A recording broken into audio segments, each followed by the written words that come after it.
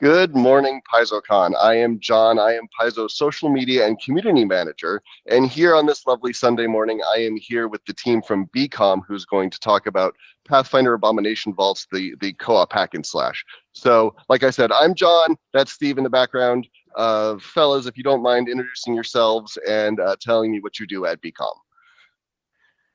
Well, I'll jump in. I'm Steve Wark. I'm the game director on the project. Hello, PaizoCon. Hi, I'm Wyatt Gray. I'm a creative director on the project.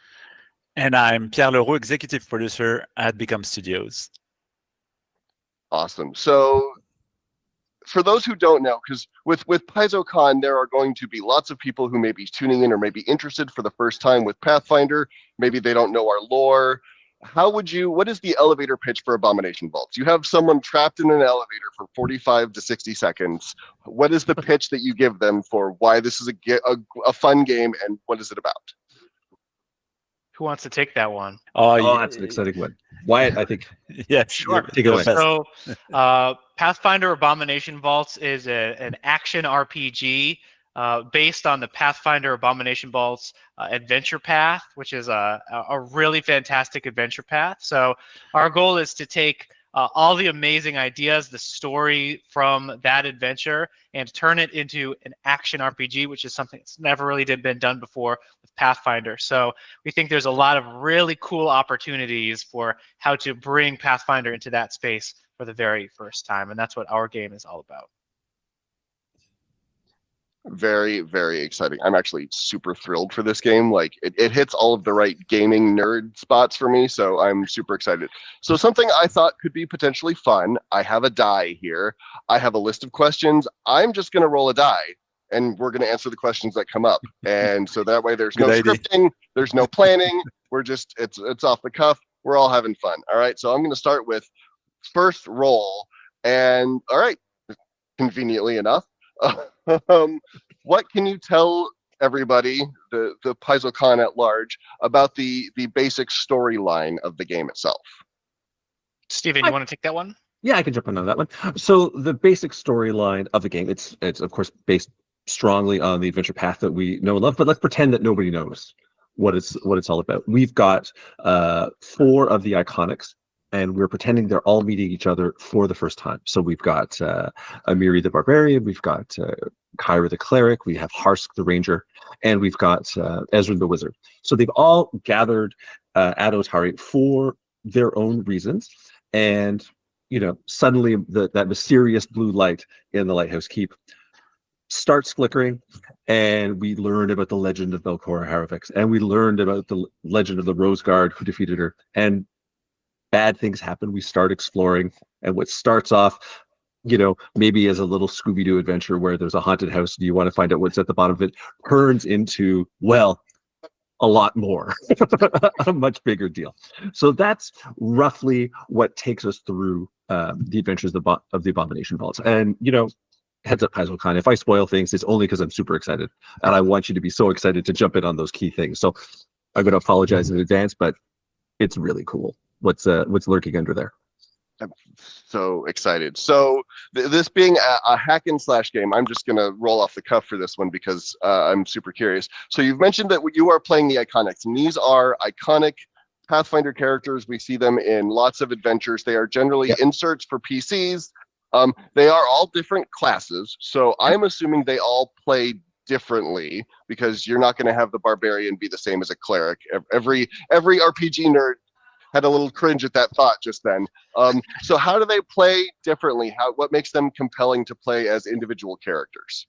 Wow, there's like kind of 2 sides to that story. So one, you're playing not just as one, you're playing as a squad. All 4 are in the game, working as a team all the way start to finish throughout. So, you get to, if you were a single player, you get to switch in between and play each of them and have and get a sense of what their style is. And then of course, if you've got friends sitting around on your couch or remotely, then you can pick, and everybody gets to pick one. But we're all playing the same team. That's a core element of the game. And then I know for sure why you have some design ideas about how each class plays. Correct. So I'll talk a little bit about how we had arrived on choosing these 4 characters. So first of all, I just want to mention the reason that we decided to go with iconics instead of being able to do anything is that we really wanted to have these characters be able to unfold the story as you go through. So we'll probably talk about that at some point. But the first thing that I think a lot of people are going to be curious is, why can't I make anything, right? So we want to be able to tell the story through those characters. We wanted to anchor those characters so they could tell that story as they go through. So that got us started on wanting these iconics. And then the next question became, which iconics do we use? We've got every class and Pathfinder has its own iconic hero. Which ones do we choose? So some of the lenses we were using, first of all, was like, okay, who are some of the more iconic iconics? Who are some of the bigger names here? But also, how do we choose 4 heroes who are going to create a really interesting balance? So, you don't want all sword swingers. You want some people who cast magic. You want some people who, can do more range attacks. Some characters who are more melee. Maybe you want someone who can do some support. So that was a guiding light for us to start and say, all right, let's think about, we looked at a bunch of different options and we started to narrow it down in these roles, and these are the 4 we ended up with. Was we said, all right, wouldn't it be fun to have Amiri the Barbarian, who's, people love Amiri. People love Amiri, so she was like an insta pick. We were like, gotta have her. Then we said, all right, well, we really want to have a mage. Let's keep it classic and just let people know, if you want a wizard, we've got a wizard, right? So, and Ezrin is another iconic. Kyra is another huge name. You see her all over in the book. When you're flipping through, she's in all the art. She's all over the place. And having that character who can do that, fill that support role, if you pick that character, you're going to get some support. And then finally with Harsk, we thought, oh, wouldn't it be interesting to have a character who can lean into that archer fantasy, if that's something you're looking for. So we'll talk a little bit later about how you don't have to go with the more traditional approach to these characters, and you can subvert a little bit. But really the idea was, there's always someone who wants to play that backline archer, and Harsk is the perfect character for that role. So that really brought us in on the 4 that we ended up choosing for these 4 characters. And later we'll probably talk a little bit more about how they are set apart in a little bit more depth, but that's just kind of the foundational level of how we got to those 4. My first playthrough will almost certainly be Ezrin, because I am a nightmare for GMs. I am the player that instinctively says, I don't care what size the room is, it's on fire now. Yeah. So yes, so that is absolutely fantastic. All right, let's try another die. Let's see how this goes. Okay, so here, let's ask you a question. The art style. How do you design an art style? How do you decide on an art style? And how does it contribute to the overall atmosphere and how you wanted to tell the story of the Abomination Vaults? Good question. We asked ourselves what would be the best sentence, or a couple of words that would define what we want to do. And what came to our mind is dangerous beauty. So we want the player to explore gorgeous environments, for instance, but at the same time, at any time, a little element of let's say the mushrooms, for instance, can also be deadly. And this comes from actually the main antagonist of the adventure path, which is Belcora Hierovex, and she's a beauty. She's a ghost right now. At the moment of the adventure, she's now a ghost, a very powerful ghost. But she's beautiful and also absolutely deadly. And this concept, we want it to be infused throughout every aspect of the art of the game. So sometimes I see like rose patterns, for instance, in the very early concept. I think the rose is a very good example of that. It's beautiful, and it can be it can be dangerous as well, because of the horns. The horns, where is the proper word, right? Thorns, yeah. Yeah. Thorns. Thorns, yeah. Yeah. So yeah, and another aspect that is very, very important, especially for a game like this one, where we have 4 different players at the same time, or 1 player and 3 let's say, 3 other heroes controlled by the artificial intelligence, is that the environment needs to be legible, readable. We need to instantly know which character is, and because of that, this drive us to make some choices regarding, let's say, the amount of noise we want in the ground, on the ground, or the way we we do the lighting on the characters, so that it's very, and also the shape of the enemies, for instance, they need to be instantly recognizable. We need to see right away that character is that one, and not have a mix of different characters that look much alike, and we wouldn't know who is a range or melee enemy. And so those are the big topics that drive our decisions art-wise. It looks good from the early stuff I've seen. It looks really good. But that actually does lead me to another question.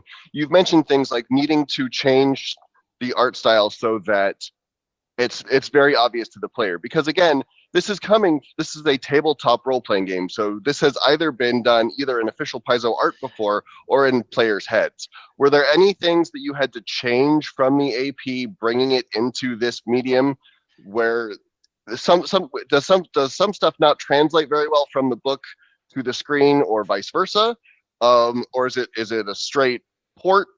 I imagine, I mean, you've all done things, obviously, but I'm just curious how far that goes and where you decide that needle stops. I'll just start off by saying I think there's 2 parts to it. There's the part from the gameplay perspective, which is one side of that, and then I think there's and that includes the narrative, and then there's the visual side of that.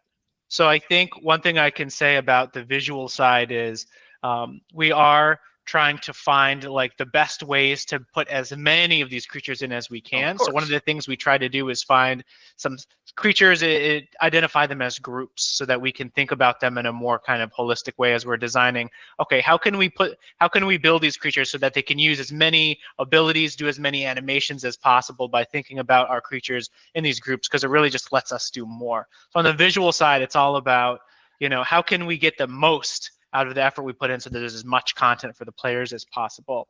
And that's something that taps into both the design and art in terms of how to solve that. It's always an interesting challenge. On the gameplay side, there's a whole separate thing, which is like, how do we approach the challenge between an action RPG and the tabletop rules of the game? So I think what I would say is, our core philosophy has been, we want to bring as much of the tabletop into our game as we can, but our rule is, once it starts to take away from the fun of our game, that's when we stop and say, all right, we need to think very carefully about this. As soon as it doesn't make sense, or we realize we're sacrificing something to get that in, we throw the brakes and we say, okay, actually, what is this costing us to try to bring in some of these ideas? So it has to pass that filter. And if it doesn't pass that filter, we say, all right, it just doesn't make sense for an action RPG.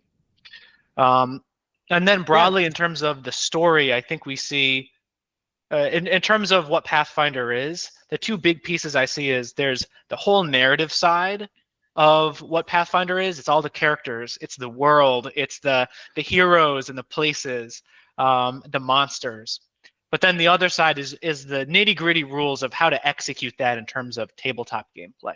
And I think what we can say is, when it comes to that lore side, we're bringing it at an 11 out of 10. All of that comes through. We're piping it in at full blast.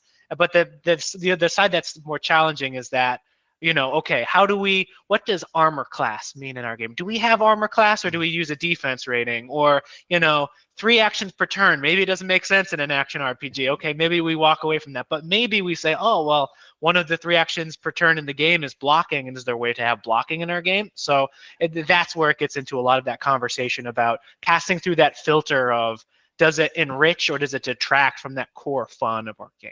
So that's kind of the philosophy that we've been using as we go forward. Yeah, it's an exercise in translation, right? Things are carried over. Sometimes things are, left behind, but sometimes things are gained. And I think we gained some really interesting things by by looking at Pathfinder through the lens of action RPG and vice versa. There are other like sort of little corners that we can illuminate here with our choices.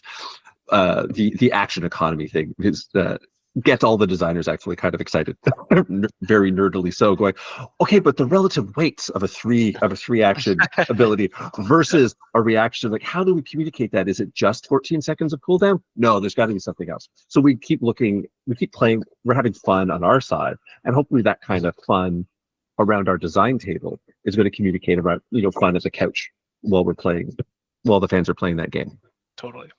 Absolutely. And I mean, and it makes sense because if you think about kind of any typical action RPG, you want things constantly being at the player, right? So the in traditional adventure paths, when you have a list of encounters and it's more like you go to this room and then this happens and then you go to this room and this happens, that doesn't really work when you want people to be engaged on the couch or on the PC screen or whatever the case is. So it makes sense that things had to change, and I'm just, like I said, I'm a little biased. I'm very excited to see where this goes and how this plays out.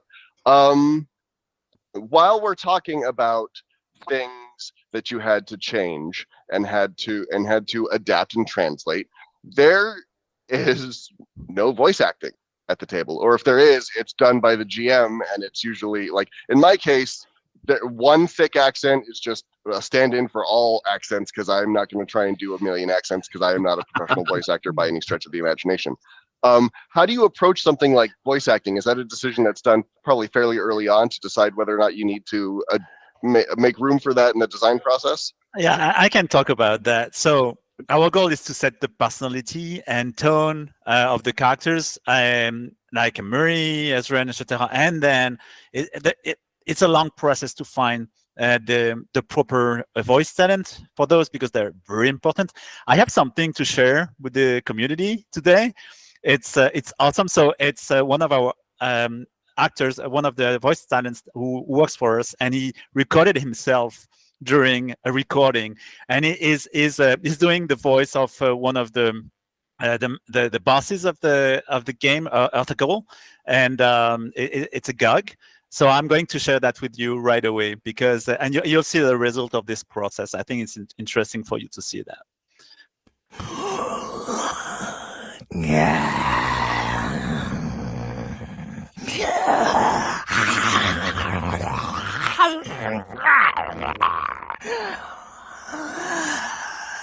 You dwarf, you recognize my kind.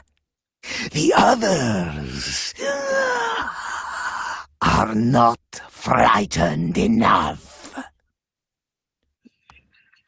You dwarf, you recognize my kind.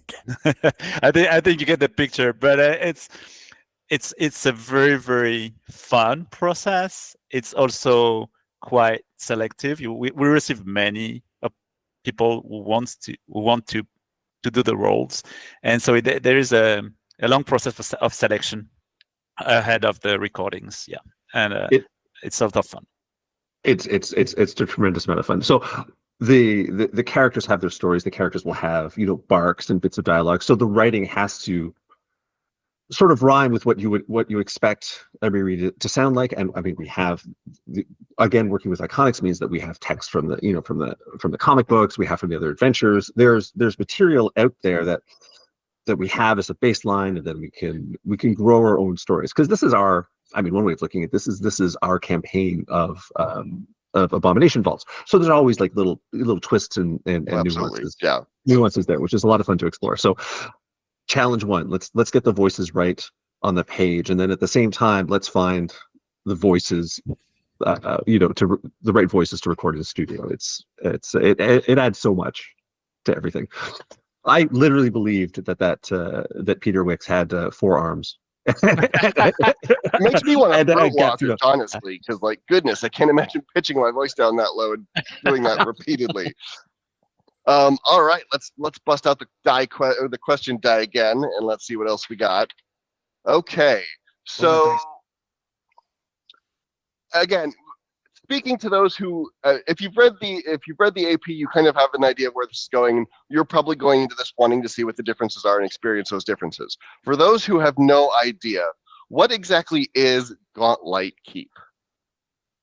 That's kind of a loaded question, but what is the 30,000-foot view of what Gauntlet Keep is, and what might be lurking inside of it for no reason whatsoever? Gauntlet Keep is all the. I was just going to start by saying I don't want to spoil too much about everything that's in there, because stop me then. Yeah. So some of the fun of this adventure is kind of discovering what's in there. So I think we could probably hint at some of that, but we don't want to reveal all the secrets today, because that's going to be some of the fun of the adventure. But I will say that some of us want to reveal the secrets. Yeah, well, I want to reveal the secrets, but I'm going to try hard not to. There is this keep, Gauntlet Keep, that's near this old village of Otari, and it's kind of fallen into ruin. And at the top of the keep is sort of like a lighthouse type tower. The keep has become a ruin, and there's an old history to the keep about this sorcerer Belcora Harvex who lived there about 500 years ago, and she was defeated, and then the village of Otari was founded, and since then not much has been happening over there. They just the world moved on, but now the light at the top of the tower has lit again, and that is not good news. So the story begins with these heroes going to investigate, and what they find is, it's called the Abomination Vaults, right? And Belcora's on the cover of the book. Belcora, has returned. And the Gauntlet Keep actually has a very, very, very big dungeon hidden underneath it that when Belcora was defeated, the heroes did not do a quite good enough of a job looking around. So there's more under the keep than was known by anybody. So as the heroes venture into the Abomination Vaults, which is why that's the name of the adventure path, they're going to find all kinds of different biomes and monsters, abominations, creatures, traps, treasures hidden in this massive dungeon that's below the keep. And far below, Belcora is waiting for them. So that's what I'll say. All right. You hit all of these keywords. Now I have so many questions. Okay. So going back, again, so Otari, Gauntlet Keep is close to Otari. Otari is very much kind of an old, it's almost it's a lumber town. You have a lot of retired Pathfinders there in the lore. It's very close to Absalom, which is kind of the largest city in the inner sea region. Does Otari figure into the gameplay loop of the game? Because the dungeon itself, it's not really a spoiler. This is a mega dungeon adventure path. Your whole shtick is there is a giant thing. I am going to explore the thing. It calls back to a lot of the older campaigns from the early years of TTRPGs. So does it play a role itself, that the town, in the way the players are going to interact with the game? Absolutely. So that's where they meet. Danger threatens Otari. There's reasons, and you fall in love with what you're defending. It's sort of for the heroes. It's their home away from home, and so the town itself is a place that we're working on to bring to life in interesting ways that suit this type of gameplay, so that you can. The town has secrets. The town has services. The town has, which is less interesting than secrets, but it's important. The town has its own lore, and things are surprisingly connected with their as we go through this path. So there are Otari is definitely a prominent place of interest, both in terms of gameplay in the loop we want to gather. We want to go, oh, what do we know? What can we research? What can we? Who knows what about what's going on over there in that dangerous tower down in those Abomination Vaults? So we have reasons to visit Otari often. Right. and it's a hub for our game. So really, it's like between chapters or between levels, you're constantly going to be coming back to Atari, advancing your quests, upgrading your gear, or even maybe upgrading things in the town maybe a little bit. We'll see how that goes, but it's not just a place you walk through a couple times. It really is. It's your hub. It's your anchor point. It's your your mission HQ that you return to over and over again to get ready for that next delve into the dungeon. So we can expect maybe, so you like you said, upgrading gear, potential NPCs to give, I don't know, side things maybe, or something along those lines. So it's okay. I'm just trying to picture in my head a hub world, and you're not helping. I want this game now. You're not helping. You're not helping this. Yes, hold on to that feeling. We have it too. So one of us. The buildings are there, right? There's prominent locations like the Menhavis Manor, the City Hall, or the Crow's Casks. These are places that are worth visiting. The Dawnflower Library. These are places where plausibly you would have lore. Because it's our campaign and because of the things that have come up through the Kickstarter, we've added a couple of little things that you won't find in the published adventures, but that are going to be really important and really fun. Mechanics and places to visit Otari for the game. So awesome. So let's switch it up a little bit. We've been talking a lot of lore and a lot of story. Let's get into the nitty gritty for those folks that are super excited. I'm assuming each class plays slightly differently. How did you decide on the mechanics for how each class would play and how they play versus each other, I guess is the way I'm trying to phrase it.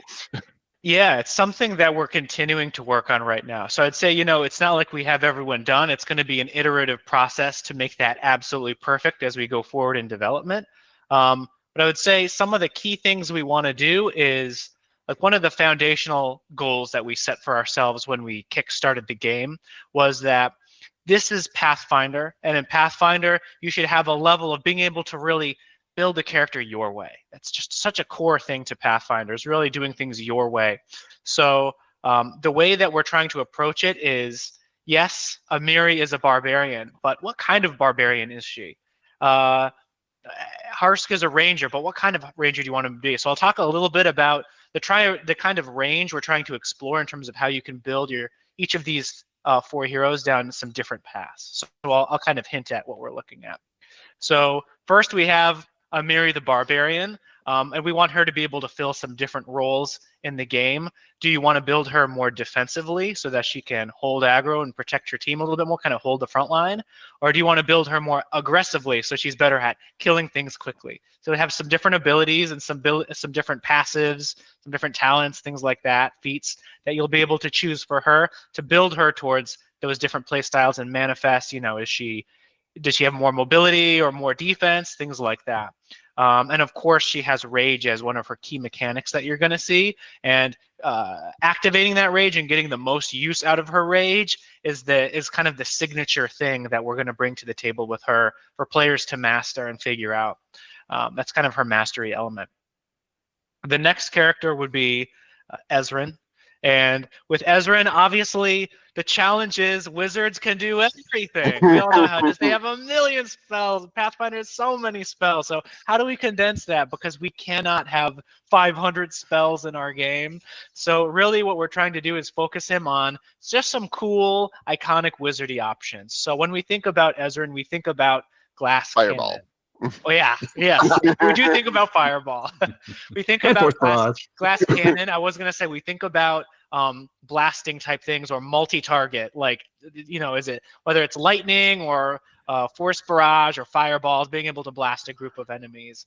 But we also think about utility and control and all the different tricks wizards have up their sleeves to confuse or confound or curse.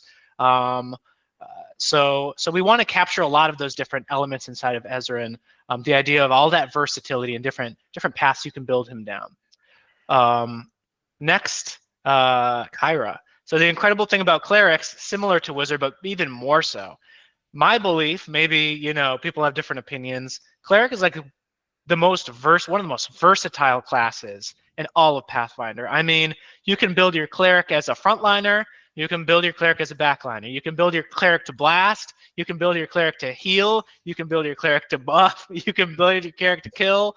So there's so many different, and there's all the different types of clerics. Now, thankfully, Kyra is she's a servant of the sun. So we can focus in on the idea of sunlight and that holy energy. She's a good cleric. She doesn't do any of the evil stuff that clerics can do. She's not a nature cleric. She's not a war cleric. But there's still, even within sunlight, we have so many options. So we want players to be able to build her more as, is she a protector who stands on the front lines and shields her allies? Or is she more of a backline support character who puts the shields on people or heals them or buffs them? Or is she that aggressive version? Is she the more the Avenger version where she's getting in the front line, lighting people on fire with her sword and shooting beams of sunlight energy to melt her enemies? So huge options there for her. And then finally, Harsk is our ranger, but he's also a dwarf. So we've got some ideas around how to tap into some of his dwarfiness in his kit as well. So as a ranger, obviously hybrid. So we think about the blend of, he can get into the action with his axes, but then he can fall back and he's got his giant crossbow that he can use as well. So we've got all the options there for that. But as you play him, will you lean more into his melee abilities and build him more as a melee character? Or will you lean into more of his archer abilities and make him more of a backliner with amazing, powerful, ranged abilities? But rangers also have, is there a way, and we're looking at this right now, is there a way to get in a little bit of the druid flavor? They have some sort of druidy options available if you tap into that, and that's a choice. It's not like in D&D and Pathfinder, it's more of a choice to tap into that, or tapping into the idea of animal connection with animals. Is that there? It's something we're looking at. But finally, that dwarfy component of him, which we think rounds him out, is, does he have some cool dwarven tricks up his sleeve, like a contraption for his crossbow, or landmines, or sticky bombs? What kind of little dwarfy things can we put into his kit to lean into that? He's not just a ranger, he's a dwarf ranger. So that's kind of how we're thinking about that range of customization for the heroes right now. Yeah. And then I want to jump in off of that, because the heroes individually, you're controlling them all squad individually, all super powerful, but more powerful together, because a prominent feature of our game, a core feature of our game, is that the heroes can collaborate. They have combo effects. They have powerful squad play and synergy effects. That landmine that Wyatt talked about for Harsk, he can drop it, but it does a lot more damage when Emiri giant slams into it and sends a huge acid wave out against the enemy. So why wait for somebody to step on it when you can deliver it personally? If Ezrin wants to fill the room with fire, I think we saw you coming. Jonathan was wanting to fill the room with fire. It would be great to have somebody shoot through it or spin through it and create, a flame vortex for things. So not only do you have your individual choices and individual skills, but in making those choices, you discover new ways to combo with each other. You enhance ways to combo with each other. So there's a lot more. There's a lot more impact working together, in this game. So, and I could add also something about above the synergy, which is a key feature of the game. What I personally like also as a action RPG player is the fact that each of the abilities can have a sense of mastery. Let's say the javelin, for instance. Ameri can throw a javelin. You press run button and you release the button. It's going to throw the javelin to the closest enemy ahead. But you can hold it, and then you aim more precisely. Then maybe you can shoot and you can target several enemies in a row because they're aligned. So you prepare, you shoot, and then you shoot, and it adds a layer of mastery to each of the abilities that I believe will make this game very different from others. So iconics, synergies, mastery, I think we have something quite unique. That sounds amazing. Those synergies are those. So say there is, like, for example, me, if I want to play this the minute you give it to me and I'm allowed to play it for no reason whatsoever, but I'm playing by myself, are those synergies still something that you are able to utilize in single player, and it doesn't necessarily require the active participation of other players to while they're controlling the other characters?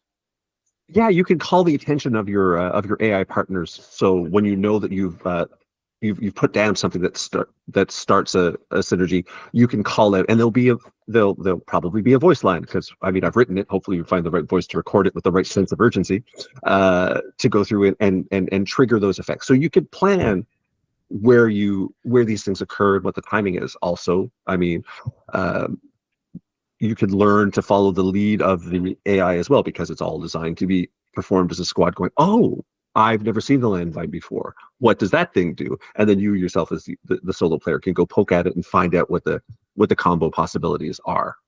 So there's a fun little discovery. Fits in really well, I think, with the metaphor that these four heroes are starting out on this adventuring life together, and they get better and better the more practice that they have. Absolutely. And one of the aspirations we have for these AI companions, if you don't have the full party of 4, is that not only are they reactive to, if you need them to do something, but they can also be proactive. So if you need help with something, they can kind of see. One of the things we have them doing right now is as soon as someone goes down, the AI will run over and pick them up. But also, like, if you put down a firewall and your Amiri companion might run over and just decide to spin through it, or if someone sees a good shot and the landmine's there, they might just take it. So not just always needing to tell them what to do, but the aspiration is that you really feel like they're on top of it and they understand what's going on, and they can be proactive and starting to think about your needs. Awesome. That sounds super exciting. So are there any, and I'm going to ask this question knowing full well that you probably won't be able to get too much into it because spoilers, so I absolutely respect that. Was there a part of the AP that you were super excited to see translated into the game, and so when that part came up and time to design or develop, you were like, yes, we're here, we're doing this thing? Or were there any challenges involved in moving that over? Was it like, oh, this is a great boss fight, but we don't have the 3-action economy, or it's not in that same room now, so we have to change things that way? I have thoughts on that. Steven, I have thoughts on that, but go first. I have teasery thoughts about it. We've all seen the cover of the book, so my answer is yes. And I'll just leave it like that. Okay. Not spoiler. Perfect. John appreciates that greatly. What I'll say is, for me, I think one of the things we're doing right now, which is just unbelievably fun, is looking at all the bosses in the game. We're going through right now and figuring out our mini bosses and our bosses, and saying, okay, here's what's in the book. Here's the environment. Here's what the boss does. How do we make our action RPG out of bosses? Can we make something even cooler? And I think what players are going to see is the answer is yes. So we can make some boss fights where it's like, all right, it can swing at you and it can stomp, and then we're going, whoa, let's kind of, can we turn these things up to 11 and make this, incredible? So we have some very cool ideas about how to take the abominations in our abomination vault and really make some incredible boss fight ideas that we've come up with. And so there's going to be surprises. If you've played through the adventure and you know what the bosses are, when you get to these bosses, you're going to be surprised, and you're not going to know entirely what to expect when you get here, because we have some very cool twists on what's in the book. So that is a lot of fun, and I really look forward to people getting to our bosses and experiencing those and figuring out how to get through them. We really want people that are are knowledgeable about the baseline adventure path to go, oh, they did it that way. Oh, that's how they're doing it. Like, we want that surprise and vague feeling of horror and fear of when they realize how we're putting these things together. It's a lot of fun. And I just want to shout out our executive producer for not panicking when we come up with all the crazy ideas in here. I mean, that's very commendable. Thank you. It's the good thing is you have a producer who is also a core gamer, right? So I'm very motivated to find ways to deliver that promise. And writing a little bit of what Steven said is really that idea that even if you've played through and you know the bosses, you're going to be caught off guard, and you might go in and go, oh, I know how to do this boss. No, there's going to be twists, and you're going to go, wait, that's not how it works in the book, but that was intentional. It's meant to, we want you to still be surprised if you love this adventure. We don't want it to feel boring or predictable. We still want to surprise those people with those nice little twists. Yeah. Maybe a side note about the book itself, because it's something that is so cool when you're developing a video game based on this adventure path. It's that you have those on those pages. You have those little. I have the book here. So you have those little squares here, and it gives very often little details about the mood. So besides the bosses and the enemies, you also have a lot of details about the mood and how the environment should be, and gives a lot of ideas of the pitfalls that we could hide here and there, like dangerous Easter eggs, and all those little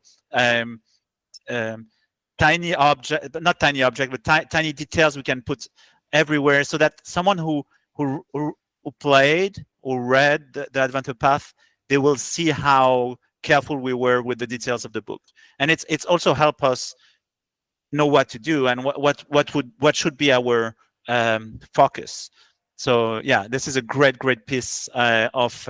We don't have this in all games. When you start a video game, you don't have such good material to base your game design and your art. So this is a masterpiece of tabletop RPG material, in my opinion.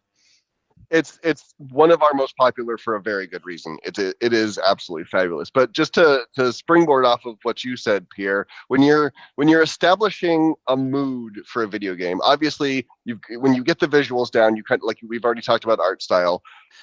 The other addition is sound design. Obviously, you want things to be spooky sounding. You want things to convey through sound, because we are such auditory creatures generally as humans.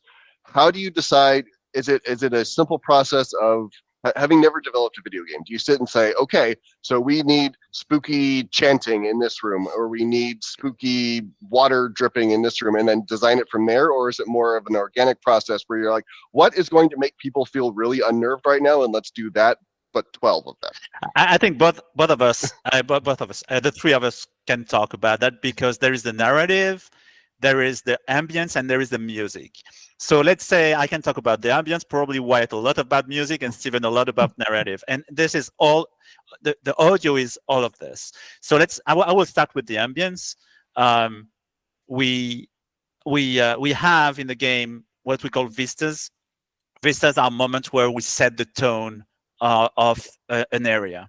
So when you play, the camera moves and it shows like, oh, wow, this is the mood we want. We want this to be like, we want the player to feel like there is a new area to discover, and we need to feel what kind of beauty and danger they will encounter in this. And so we have the foreshadowing and the audio. So this is for the visual, you have the vistas, but the audio plays a critical role at that moment to depict with the audio ambience what we will have in the next chapter or next sector of the game. And then we have the music and the narrative above that. So yeah, maybe Wyatt, you can continue with the music, because Wyatt is very involved in the creative process of the audio. Yeah, I push very hard on that, because I'm the pickiest person that I know when it comes to game music. There's no one in the world who's pickier than me. If the music is 9 out of 10 in a game, I'm like, not good enough. So yeah, we work with an amazing world-class sound design team. They've done some amazing projects, like super top tier stuff. So first of all, we have an amazing partner. So that makes everything way easier. So right away, they do incredible work. But basically, one of the first things we do when we're trying to figure out music is, yes, first thing we do is we try to establish tone. That can be through language, but one of the best tools we do is we'll sit down, like I'll sit down for literally like days and just gather musical references. I'll gather musical references for combat, for boss music, for ambiance, for menus. We get together a huge list of music, and then we share that with them, and we ideate. They listen to it, we listen to it, we talk about it. We start to hone in on certain themes, certain ideas. And then we get some samples from our partners, and they say, well, what about this? What about that? We'll get a bunch of different samples, and we listen, and we go, oh, maybe more of this, less of that, not that at all. Like sometimes there's things where they try it, and we go, no, 0% this, like not that at all.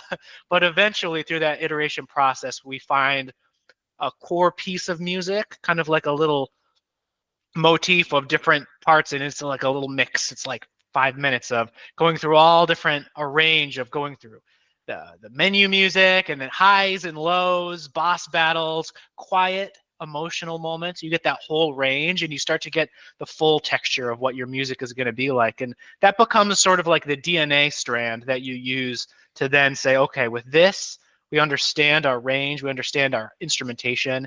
From there, we're going to build the rest of the music from that. It's going to hatch from that seed. And so that's the approach that we've been using, and I'm so excited for the music that we're creating and the music that's going to come into the game, because it's absolutely amazing. Yeah. And a very big part of the audio is also the voiceovers that are not only in the cutscenes. And we're building a system that is quite original in this kind of game. So maybe Steven, you can talk about it, because he's very much involved in this. Oh, sure. So what happens is the characters can, on their own, without any prompting from any player, react to what's happening in the environment, to what they see, to what actions that they've seen, or just by being getting close to something, to a particularly gross-looking spider web. They can react to it, and it comes out with the appropriate level of fear, of disgust, or whatever in their voice acting. This is a lot of fun, and because you don't really know when it happens, it feels very organic. It feels very lived in as an experience. Sometimes at a tabletop, I get in my own head, so I can't necessarily like do my own voices and react that way. But this feels more immersive. Really, that's a running through line for encounter design and for level design, and for game mechanics. We want there to be a little bit of audio feedback to just sort of anchor you. Like, is that cauldron bubbling because it's cool in the ambiance? Is it bubbling evilly because it's important for the game mechanic that you haven't discovered yet? Is it bubbling dangerously because you shouldn't have knocked it over? And these are all the things that we can convey, kind of at like a gut level, like at that primal level that sound reaches us at, to reinforce the actions that the player's taken. I forgot to say something. You can see, I think you can see how important audio is for us, right? And for the game, we believe that it's going to be like a character. And talking about character, Belcora Haravax is also leitmotiv, like on the audio side. I won't spoil the game here, but you will be able to feel her. She's a ghost, so she's everywhere. We need the players to feel that she's potentially anywhere, anytime, close to you. And so by music, by audio, like sound design, you're going to feel that as well. That's not terrifying in any way, shape, or form. All right, let's bust out the die. We've been talking for a while. We've got a couple more minutes, so I want to see if we can get a couple more questions in. But this has been a whole lot of fun. Okay, so on the mechanical side of the games, traditionally, and I guess I want to. Action RPGs are generally great. They are not full-blown RPGs, so there is generally a limited scope as to player interaction with the world itself. Are we going to see character choice matter in this, or is it much more of a linear storyline progression which is also fun? Like, if you're gonna, I mean, you gave me a wizard who can cast fire, so things will be exploding. But I'm just curious if you can kind of speak to the level of player interaction and player choice in the game itself. That is an ongoing hot topic for the narrative design for these types of things. So one of the things that we're definitely playing with is there's a certain amount of linearity on an encounter by encounter level, but one of the things that we're toying with are how the characters feel about it at the end.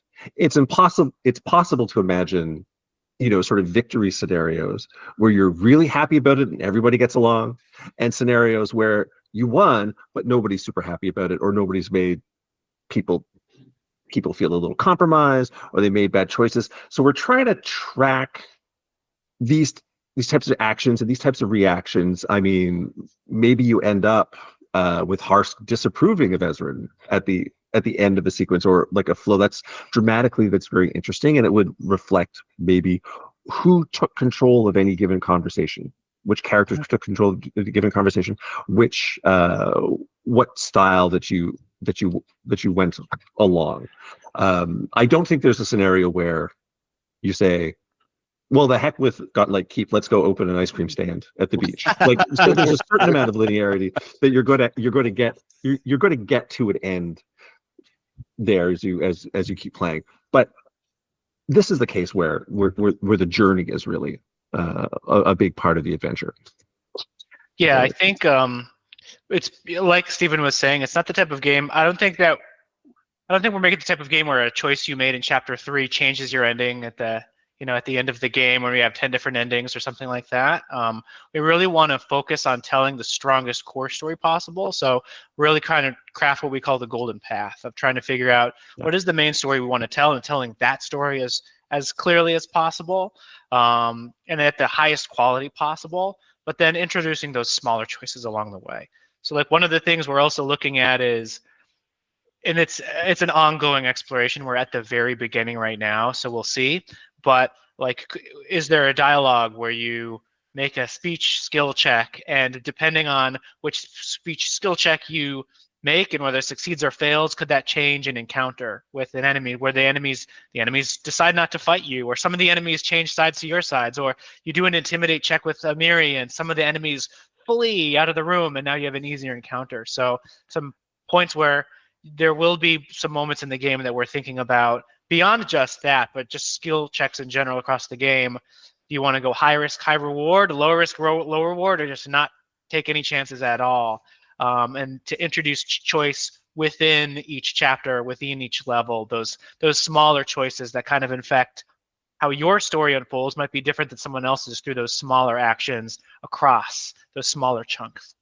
Yeah, you could totally play by just like kicking in every door, or you could play a little more craftily and try the unlock door, disable device, and try your skill check path and see how it changes the tone of things. What are the core? So we've talked for a while, and maybe this should have been earlier in the conversation. But when you were approaching this game and you decided to make it an action RPG, what are the core kind of action RPG elements that had to be in it? I think of things like it's going to be hack and slash, it's co-op or single player. You're going to get a bunch of loot, and the loot's probably going to be graded different qualities, and you have to go back to town and sell the things. What are the kind of basic tent poles that you started with for how you wanted the game to be an action RPG? Yeah, so I would say right away some of the things that are more unique compared to what we would have versus if your anchor point is Diablo, there's some things that are going to feel different and some things that are going to feel familiar, and that was really our goal, right? Is to stand out in some ways, but also to have points of familiarity with other games. So, we are a hack and slash game. So I'd say the first thing is we really want the action to always be rolling forward. We don't want things to stop or slow down. And that actually has a knock-on effect on some of the other things you mentioned. You talked about loot. One of the main things we agreed when we started this was, this isn't a game about every monster dropping 5 pieces of loot, and then after every battle, your buddy says, hold on, I got to see if I should change my gauntlets, and you're like, come on, I want to play.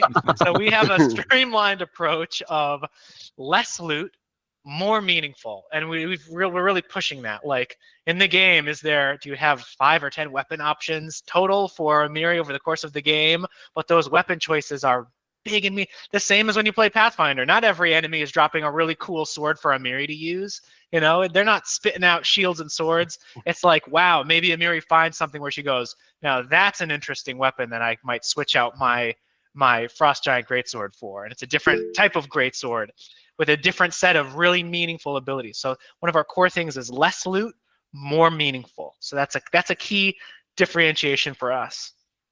Always keep the action going. And then one more I'll mention right away is I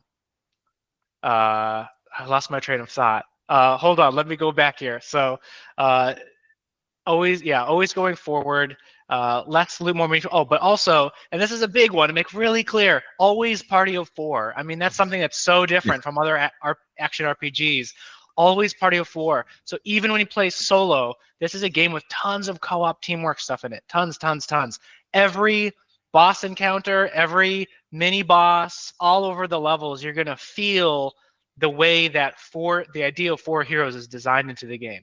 Yeah. In terms of overcoming these encounters in the best way possible. You feel that everywhere. So that's a key thing that's just totally, it's going to be something different than your Diablo experience, where you see almost none of that. Like how many support moves are that's very limited in these other games. We're pushing that to a whole new level that people are going to be like, they've never seen in a game like this.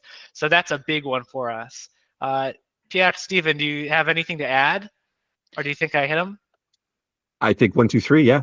Knocked them all down. These are the core things that were. I mean, I could talk all day, but I think those are 3 really big ones that I think right away are like how we stand compared to other action RPGs that you would play. Yeah. Awesome. Well, we are almost actually done. The time has flown, but we have been talking for quite a long time. So I am going to start the wrap up process by just saying, if I could just get one, whether it's a small teaser, a spoiler, a last thought from each of the 3 of you before we end today's panel. Who starts? Steven, you want to start? No! I can go first. I can go first.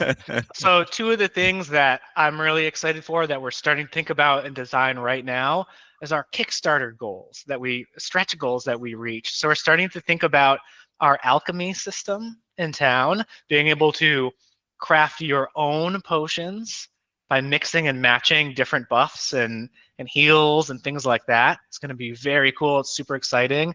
And a rune system, being able to add runes onto your gear and customize your gear. So those are 2 things that I'm very excited to start working on soon and to bring. And that's because of the awesome support we got from our Kickstarter. So, yeah. So talking about the community, I wanted to say something. We're fans of action RPG. We're fans of Pathfinder ourselves. But we want the community to be involved in the production and creative process. So there will be news. There will be. I cannot unveil everything that is going to happen, but in the following month, we are going to open the community to be involved and give us feedback and be in the creative process and production process somehow. We're defining how it's going to happen exactly, but I as a producer and the creative team as well is willing to have the community very soon in the project to build the game together. And I'm so glad that Pierre said it, because that means I can't get in trouble for having said it first. So I'm very grateful. Players are the reason why we do this. We're players first. So what I hope to get out of it is I want to hear all the community stories where people were sitting around playing the game and what came up as the best element, the best combo, their favorite moment. I want to know all the memes and in-jokes that the community naturally creates no matter what you put in front of them. And I want to see that early in the game, and give them more opportunities to put themselves into the Abomination Vaults adventure. And then there's like nitty-gritty stuff that I want to do, which is like plus 5% damage on frost giant swords. But that's design me, fan me wants all the fun. All right. Well, thank you very much, Pierre, Steven, and Wyatt, for joining me. I am John, Paizo's community and social media manager. You will notice that there is a giveaway going on right now. You're going to want to follow Abomination Vaults on the socials. You're going to want to wishlist it on Steam. You're going to want to join the Discord. They're giving away a Steam Deck with a custom Abomination Vault skin. So I'm going to be right there with you because gimme. So thank you very much for joining me for today. Thanks everybody who watched. I hope you enjoyed the rest of your PaizoCon and have a good one. Thanks everyone.